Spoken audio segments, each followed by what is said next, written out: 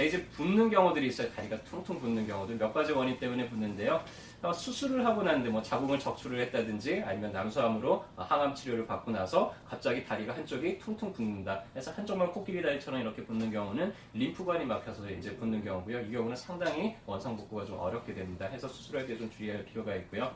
그 외에 아침에 자고 일어나면 멀쩡한데 오후에 좀 이렇게 생활하다 보면 점점 다리가 붓기 시작한다는 분들이 있어요. 그래서 신발을 벗어놓고 나중에 이제 퇴근할 때 신발을 다시 신으려고 그러면 신발이 꽉 껴가지고는 안 맞는다는 분들이 있는데 이렇게 이제 퉁퉁 부어서 손으로 똑 눌러보면은 손자국이 콕 들어가가지고는 쉽게 복원이 안 되는 이런 분들이 있는데요.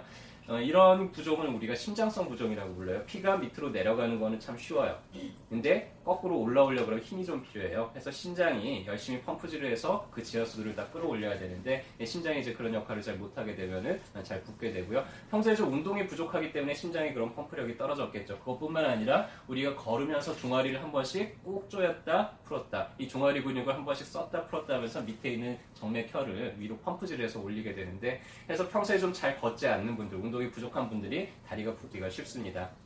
그래서 이런 분들은 좀 종아리를 까치발을 들었다 놨다 이렇게 종아리를 한 번씩 쪼였다 풀었다 하는 것만으로도 붓기를 좀 많이 뺄 수가 있고요. 이렇게 다리가 붓는다고 해서 혹시 내가 신장에 문제가 있는 거 아니야? 콩팥에 문제가 있는 거 아니야? 생각하시는 분들이 있는데 콩팥에 만약에 문제가 있어서 붓는다면요, 이런 식으로 부어요. 아침에 일어났더니 얼굴이 갈덩이가 됐어요. 근데 오히려 오후에 생활을 해보면은 얼굴이 좀 가라앉고 이런다 그러면은 너무 짜게 먹거나 밤 늦게 먹거나 아니면 신장 기능이 원활치 못해서 이제 아침에 붓고요. 심장성 부종은 아까처럼 다리가 붓는 경우는 아침에 일어날 때는 빠져 있어요. 근데 오후에 생활하다 보면 점점점 이렇게 붓는 걸로 우리가 구별을 할 수가 있죠. 자, 이제 신경통들 몇 가지를 알려드릴 거예요. 가장 흔하게 다리 뒤가 당길 때 우리가 좌골신경통이라 그러는데요. 요추 4번부터 다음에 천추 3번까지 있는 신경들이 합쳐져서 다리 뒤를 타고 쭉 내려오게 됩니다. 그래서 이 신경이 허리나 아니면 이상근에서 눌리게 되면 다리 뒤로 이렇게 당기는 느낌들이 나는데, 주로 허리를 숙일 때 다리 뒤로 찌릿찌릿찌릿 저려요. 아니면 오래 앉아있다 보면 다리 뒤로 찌릿찌릿찌릿 저려요. 이런 식으로 이제 표현을 하게 되죠.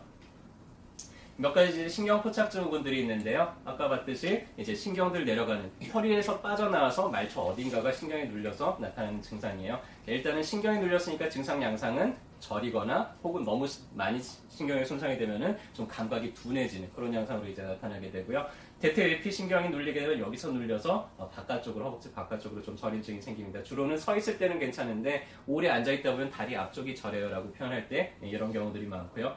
다음에 복제신경은 다리 허벅지 안쪽을 따라서 무릎까지 이렇게 쭉 내려가요. 그래서 이런 경우도 이제 앉아있거나 서있다 보면 오랫동안 같은 자세를 하면은 이 다리 안쪽으로 이렇게 쭉 타고 저리는 느낌이 나타나는데, 특이하게 밤에 자는데 무릎이 쑤시는 분들, 무릎 안쪽이 아픈 분들, 가만히 앉아있는데 무릎 안쪽이 아픈 분들이 있어요. 움직이지 않는데도. 그런 경우는 무릎 관절의 문제라기보다는 이 복제신경이 눌려서 무릎 안쪽이 예민해져서 그래서 이제 통증을 느끼는 경우들도 많습니다. 대퇴후피신경은 아까 좌골신경과 다르게 이제 허벅지 바깥쪽으로 바로 나와요. 그래서 앉아있다 보면 여기가 눌려서 앉아있을 때 다리 뒤가 저려요 라고 표현할 때는 이 후피신경에 문제가 있는 경우들이 많고요.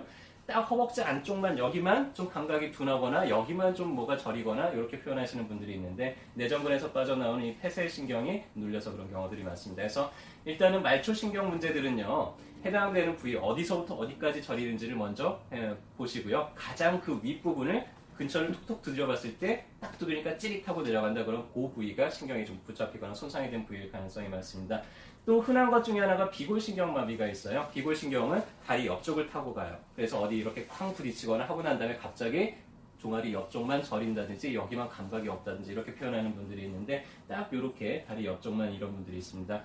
감각신경이 손상이 되면 저리거나 둔하거나 이렇게 되고요. 운동신경이 마비가 되는 경우들이 있어요. 그러면 갑자기 발목을 젖히기가 어려워져요. 풋드랍이라고 해서 발목이 이렇게 축 늘어지게 됩니다. 해서 슬리퍼를 신는데 자꾸 슬리퍼가 나도 모르게 벗겨진다든지 이런 식으로 이제 표현을 하게 되죠. 말초에서 손상이 된 것들은 치료받으면은 한의원에서도 얼마든지 이제 치료가 잘 되는 질환이고요. 저희 같은 경우에 이제 주겸약침을 쓰면은 이런 신경병증들은 좀 잘 치료가 되는데, 말초 신경병증들은 상당히 치료가 잘 되는 편이에요. 근데 중추에서 손상이 돼서 만약에 풋드랍이 왔는 경우에는 그때는 좀 여러 가지 검사나 감별이 필요하게 됩니다. 자, 이제 허리에서 내려오는 다리 쪽 통증이에요. 내가 디스크가 있어요. 허리가 문제네요 했는데 나 허리는 하나도 안 아프고 다리만 아프다니까요. 이런 분들이 있는데요. 허리 디스크가 있다고 해서 꼭 허리가 아픈 건 아니에요. 디스크가 있어서 허리는 괜찮고 다리 쪽만 이렇게 문제가 나타나는 경우들도 많습니다. 허리에 있는 디스크가 터지면서 다리로 가는 신경을 눌러서 다리로 가는 신경이 눌리면서 이렇게 쭉 저리거나 타고 내려오는, 혹은 초반 염증기에는 가만히 있는 분들은 막 타는 것처럼 이렇게 아프다고 표현하기도 하고요. 막 따끔거리거나 이런 식으로 이제 통증을 나타내기도 합니다. 디스크 초기에는 허리만 아프다가 디스크가 조금 더 진행이 되면은 허벅지까지 내려가다가 더 진행이 되면 이제 다리 끝까지 이렇게 내려가는 양상으로 나타나기도 하고요. 어느 레벨에서 디스크가 신경을 누르고 있는지에 따라서 엉치만 아프기도 하고 허벅지 옆으로 내려가기도 하고 허벅지 안쪽으로 아프기도 하고요. L4 같은 경우에는 다리 안쪽으로, L5 같은 경우는 다리 바깥쪽으로, S1 같은 경우에는 종아리 뒤쪽으로 이렇게 저림증이 나타나게 됩니다. 디스크인지 아닌지를 감별하는 방법은요. 일단 디스크가 있으면 허리를 숙이기가 되게 어려워져요. 그래서 앉아서 허리를 숙이고 다리를 들어 올리니까 쭉 타고 내려가는 통증을 나타낸다든지, 아니면은 변기에 앉아가지고 허리에 힘을 꽉 대변을 보려고 줬더니 다리가 이렇게 쭉 저리는 통증이 나타난다든지, 그러면은 허리에 이제 공관점의 병소가 있다는 얘기고, 이럴 때는 이제 가장 먼저 디스크를 의심을 해보게 되죠. 디스크만큼 흔한 것 중에 하나가 이제 척추관 협착증이에요. 나이 많으신 분들이 생기는데요. 잘 걷다가 좀 걷다 보면 다리가 저려서 혹은 다리가 아파서 힘이 빠져서, 그래서 좀 쉬었다 가야 된다고 표현하는 분들이 있어요. 좀 앉아서 쉬거나 허리를 숙이면은 또 좀 편해져요. 그리고 걷다 보면은 또 다리가 저려서 오래 못 걷고 가다 쉬다 이렇게 파인고잉이 특징인데요. 말 그대로 척추, 다리로 가는 신경이 빠져나오는 이 길이 좁아진 거예요. 그래서 가다 보면은 또 이게 좁아져가지고는 좀 쉬었다 가고 해야 되는데, 자, 이거하고 비슷한 통증을 나타내는 질환 중에 다리 동맥 자체가 좁아져서 나타나는 다리 동맥 협착증도 있습니다. 다리 동맥이 협착이 되는 경우는 다리로 피를 공급을 해주는 혈관 사이가 콜레스테롤로, 우리가 축상동맥경화로 가득 차서 여기가 좁아지는 거예요. 그러면은 좀 움직이려고 하면은 피가 잘 통할까요? 안 통할까요? 피가 안 통하죠. 그래서 좀 걷거나 운동을 하다 보면 다리가 점점 피가 안 통해서 다리가 똑같이 이제 척추관 협착증처럼 이렇게 저리거나 아프거나 터질 것 같거나 이런 식으로 통증을 표현을 하는데요. 주로 피가 안 통하니까 다리가 상당히 한쪽만 차가워요. 이분들이 하는 표현들은. 그리고 다리가 파랗게 질려요. 한쪽만. 혹은 상처가 잘 나요. 근데 상처가 또 잘 안 아물어요. 이럴 때 우리가 이런 동맥 협착을 의심을 하게 되고요. 평소에 운동을 별로 하지 않는 분들, 고지혈증이나 당뇨나 고혈압이나 이런 원인 질환이 있던 분들, 좀 나이가 많은 분들이 그렇다 그러면 한 번쯤 의심을 해볼 만하고요. 일부 색깔이 뭐 검게 변한다든지 한쪽만 다리가 털이 자꾸 빠진다든지 근데 이제 특징은 허리가 문제일 때는, 컨디션 좋을 때는 또 좀 오래 걷는 경우도 있고, 어떨 때는 100m만 걸어도 저리고, 어떨 때는 뭐 500m 걸을 때 저리고, 어떨 때는 한 1km 걸어도 끄떡 없고, 허리 문제일 때, 협착증일 땐 그런데요. 이 혈관 문제일 때는 이게 일정해요. 무조건 나는 한 1분 이상 걸으면 무조건 저려. 내지는 난 무조건 한 300m만 걸으면은 그때부터 저려. 해서 항상 그렇게 일정하게 나타난다 그러면은 허리 문제가 아니라 혈관 문제일 가능성도 있습니다. 그래서 전체 파양부행을 나타내는 환자들이 한 10% 정도가 해당이 되고요. 이 경우에는 일단은 너무 증상이 심해진다 그러면은 외과에 가셔가지고는 혈관을 좀 뚫어주는 그런 시술을 받아야 될 수도 있습니다.